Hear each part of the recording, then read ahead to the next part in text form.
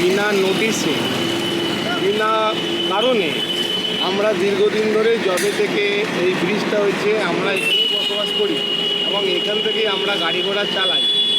বিনা নোটিশে আমাদের এই কয়েকদিন ধরে আমাদের বলা হচ্ছে যে আপনারা সরে যান। এই ডবল ইঞ্জিনের সরকার আসার পর থেকেই আমাদের বিভিন্ন কাজকর্মের এরকম যাত্রী এক সাইডে যাত্রী কমে গেছে। দ্বিতীয় কথা আমাদের প্যাসেঞ্জার হচ্ছে না। আর তৃতীয় কথা হচ্ছে এই ডেলি এই রকম হুমকি এই গাড়ি এই এলএনটির গাড়ি এসে রেগুলার আমাদের 3বার 4বার আমাদের এসে ডিস্টার্ব করছে। সেই কারণে আমরা ব্যবসা করতে পারছি না। আমরা এনআইওইচকে দরবার করেছি হেড অফিসে। এনআইওইচের নিউ টাউনে গিয়ে ওনার সাথেও 3-4বার দেখা করেছি।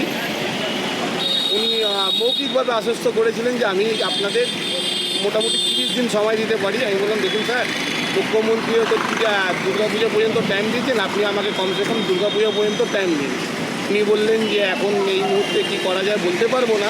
ঠিক আছে, আপনারা দুর্গাপুজো পর্যন্ত থাকুন। তারপরে দেখছেন আজকে এই অবস্থা দাঁড়িয়েছে। আমরা হাইকোর্ট পর্যন্ত গেছিলাম, হাইকোর্টেও আমরা মুভ করেছি আজকে, কিন্তু কালকে আমাদের আছে, পরশুদিন আমাদের হেয়ারিং আছে।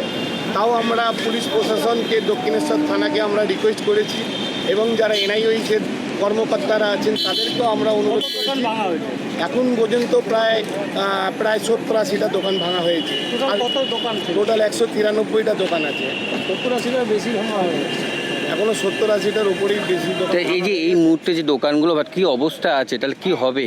কি হবে? মানুষের একদিকে কর্মসংস্থান নেই, মানুষ আরও দুর্বিষয়ের মধ্যে বসবাস করছে। এই যারা আজকে দোকান চালাচ্ছে তারা অতি নিম্ন মানের লোক, তারা কন্ট্রাক্টারি করতো।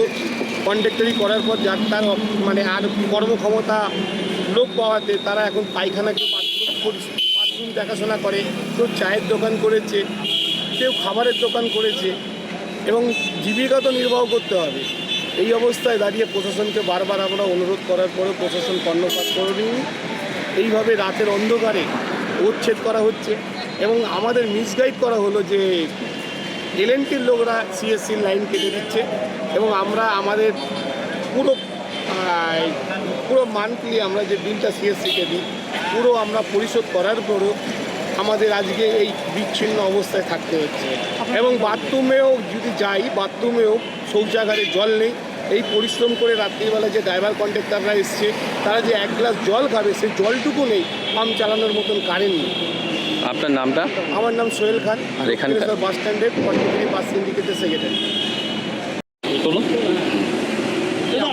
কি বলবেন এই যে দোকানঘর ভেঙে দেবো বলো কারণে কি এখন কী করবো সেটাই ভাবছি। কোথায় যাবো? দোকান ছিল আপনার? আমার মেকানিক একটা, আমি এখানে কাজ করে খাই। আমাদের যে গাড়িগুলো ব্রেকডাউন হয় রাস্তায়, 11 বছর তো এখানে রয়েছে। 11 বছর ধরে পুরো এখন আজকে যে ভাঙচুর হলো তাহলে এবার কী করবো? এটাই তো হয়, আমরা তো কোথায় যাবো কী করবো বুঝতে পারছি। আমাদের সরকারকে আমাদের এখন রোজগার দিতে তার জন্য রোজগার দিতে আমাদের এখন কিছু করুন। ভেঙে দিলে আমরা যাবো কোথায়? তাই আমাদের আগাম কোনো নোটিশও দেওয়া হয়নি। এরকম যেগুলো ভেঙে দেওয়া তারা বললো বলছে এগুলো হচ্ছে এলএনটি সরকার। হ্যাঁ, এলএনটি থেকে করেছে। এলএনটি এখন আমরা যতটা জানি, আমি একটা বাস কন্ডাক্টর, সেখানে একটা দোকান দিয়েছিলাম। দোকান চা পানি সিগারেট একটা দোকান দিয়েছিলাম। তাহলে এরকম সকালবেলা টিফিন ঘুগনি মুড়ি হেনা তেনা এইসব করতাম আর কি।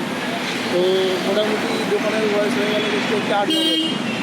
আমি বাসে এখানে দক্ষিণেশ্বরে গিয়ে শহীদুল্লাহ আমাদের সাথে রয়েছে, এনার আন্দোলনে কর্মস্থল করি, এনার সিন্ডিকেটেই জড়িত।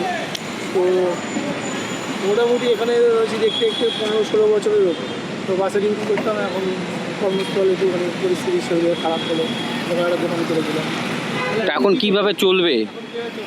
কীভাবে চলবে এবারে কী বলবো আপনাদেরকে? আপনারা সবই দেখছেন, সবই বুঝছেন যে কীভাবে চলতে পারে। একটা সাংসারিক ছেলে, সে একটা বাসে কন্ট্রাক্টারি করতো, তার ছেলে দিয়ে একটা দোকান করেছিল, চা পানি বিস্কুট এবং তারা সংসার চালাচ্ছিল।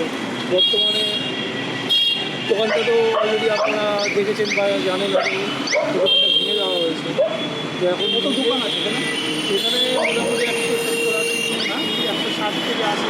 আচ্ছা, আপনারা তো পালা পরিবর্তন করেছেন, একটা সরকার ছিল, সরকার নতুন সরকার, যে সরকার বলেছিল যে মানুষের ভয় ইন আস্থা আনতে, তাহলে কি বলবেন? তাহলে কি এখন ভয় পাচ্ছেন? মানে আমরা ভয় কিছু পাওয়ার ব্যাপার নেই।